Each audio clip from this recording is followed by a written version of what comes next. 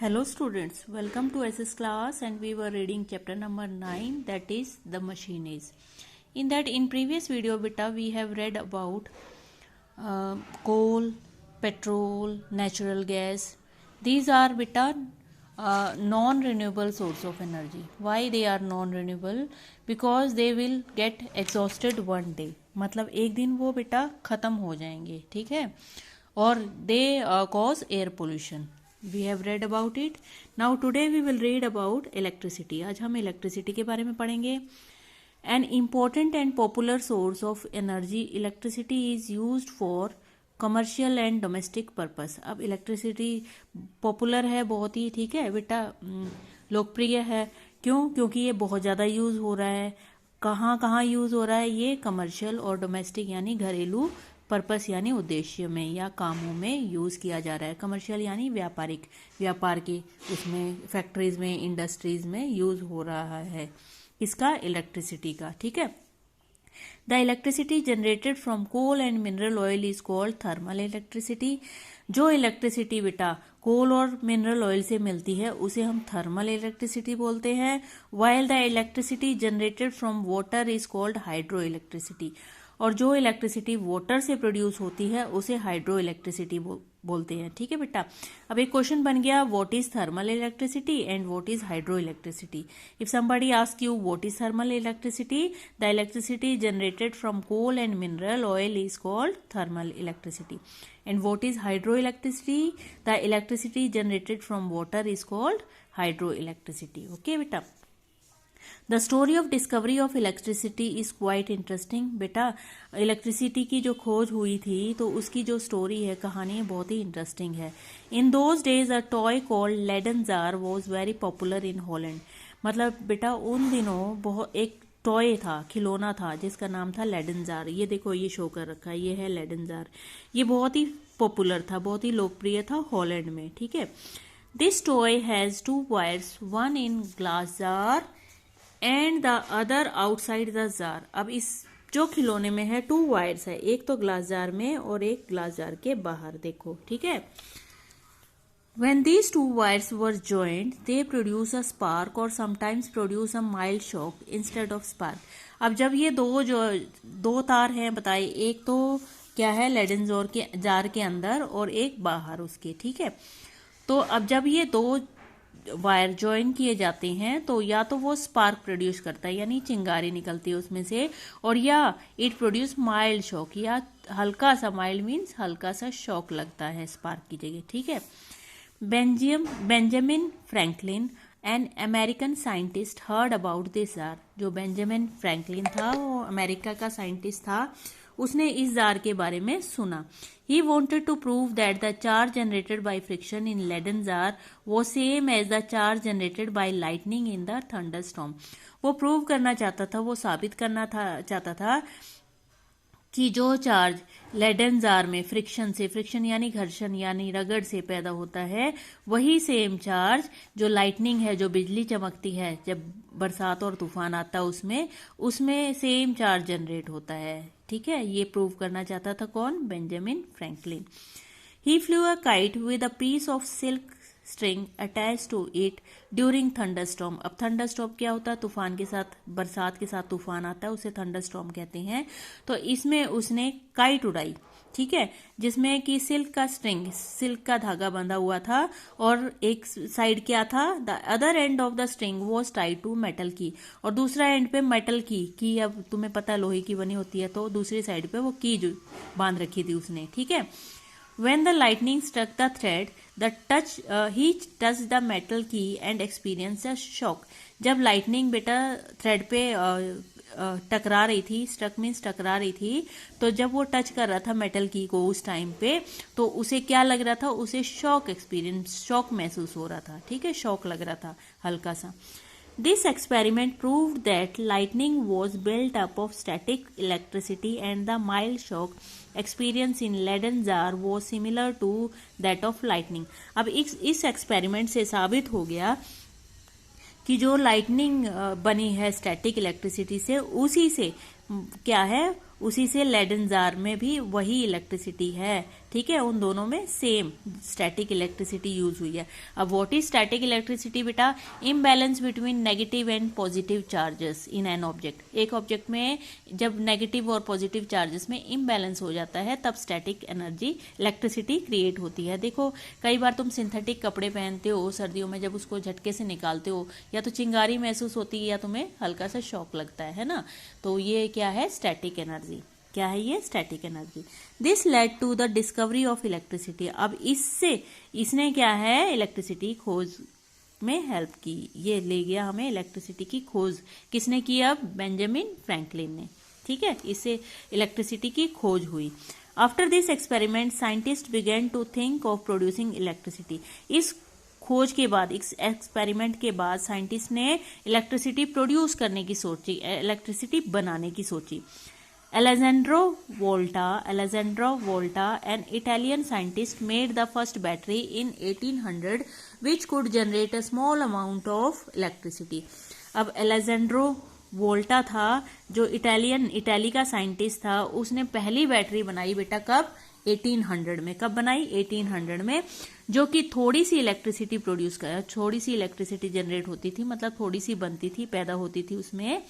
ठीक है, later on engineers develop new machines called generator. और बाद में ऐसे धीरे धीरे करते इंजीनियर्स ने जनरेटर बना दिया। ठीक है, टू प्रोड्यूस इलेक्ट्रिसिटी प्रोड्यूस करने के लिए। Instead of coal and petroleum these generators run on water. अब कोल पेट्रोलियम की जगह ये किस पर रन करते थे? ये वाटर से चलते थे।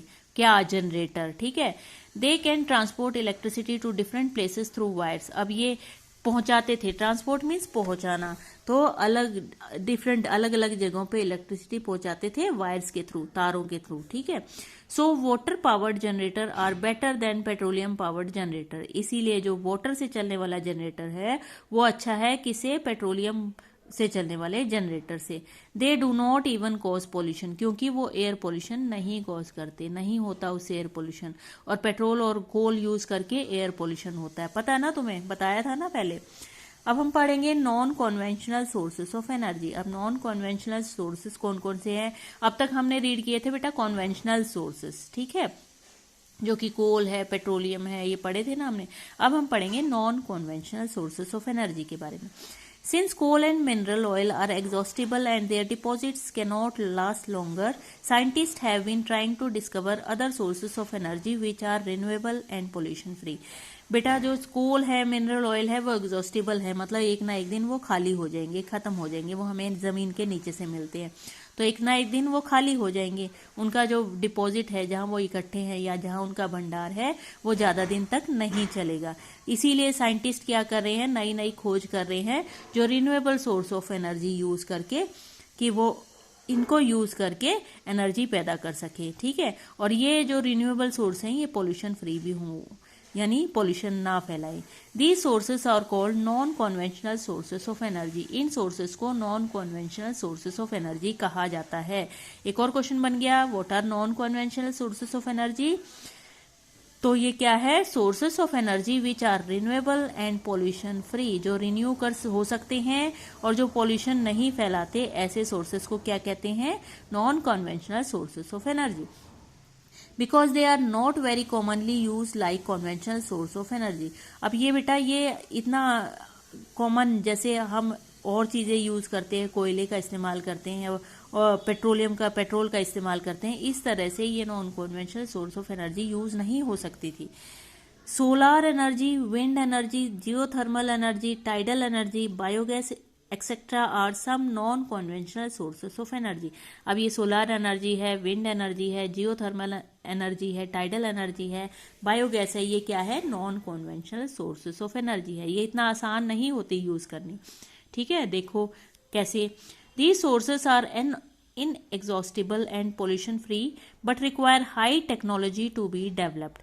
अब ये सोर्सेस क्या है? ये जो सोलर एनर्जी है, विंड एनर्जी है, क्या है? ये इनएग्जॉस्टिबल है, मतलब ये कभी खत्म नहीं होते ना। सोलर एनर्जी सन से मिलती है, सन डेली निकलता है तो डेली एनर्जी मिल जाएगी, तो ये खत्म नहीं होगी। और पॉल्यूशन फ्री है, ये पॉल्यूशन भी नहीं फैलाते। लेकिन इनको क्या चाहिए? हाई टेक्नोलॉजी, बहुत ज्यादा हाई तकनीक चाहिए इनको विकसित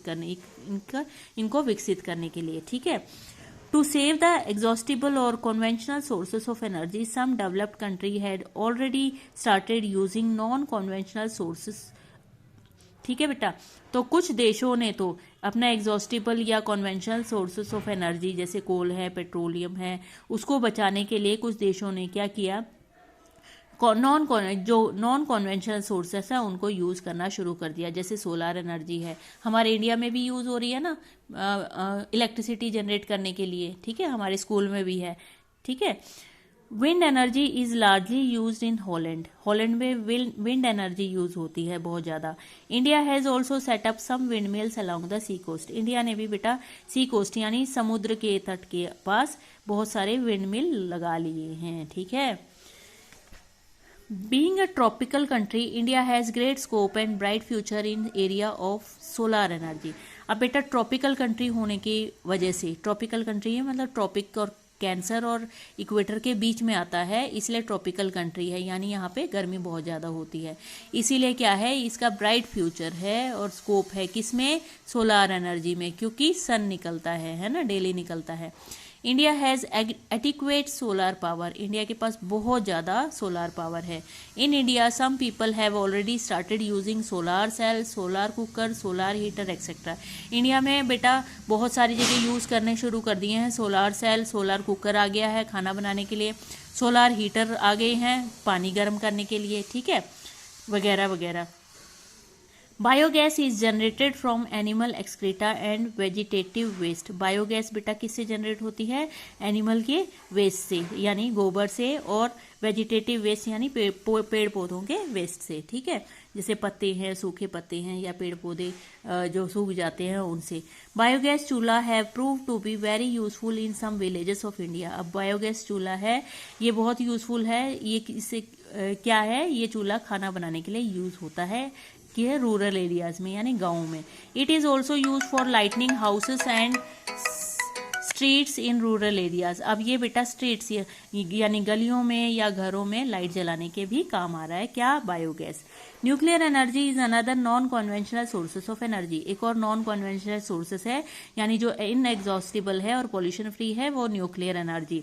At present, although nuclear energy is not commonly used for household purpose, it is providing energy to factories, मतलब बेटा ये घरेलू इस्तेमाल के लिए नहीं यूज हो रहा न्यूक्लियर एनर्जी, अभी ये फैक्ट्रीज में एनर्जी प्रोवाइड कर रहा है। However, it can solve the problem of scarcity of energy in world, अब ये न्यूक्लियर एनर्जी सॉल्व कर सकता है स्केर्सिटी यानी कमी, एनर्जी की कमी पूरे वर्ल्ड में। Although nuclear energy is not easy to use and also quite expensive, मतलब ये बेटा न्यूक्लियर एनर्जी आसान नहीं है यूज करना और बहुत ही एक्सपेंसिव यानी बहुत ही कीमती है, ठीक है, बहुत ही महंगा है। Some countries have started using it to generate electricity, कुछ कंट्री ने तो इनको स्टार्ट कर दिया है न्यूक्लियर एनर्जी को यूज करने की, किसमें, इलेक्ट्रिसिटी प्रोड्यूस या जनरेट करने में। Okay beta, now your chapter is over. If you have any doubt, you can ask me. Thank you. Have a nice day.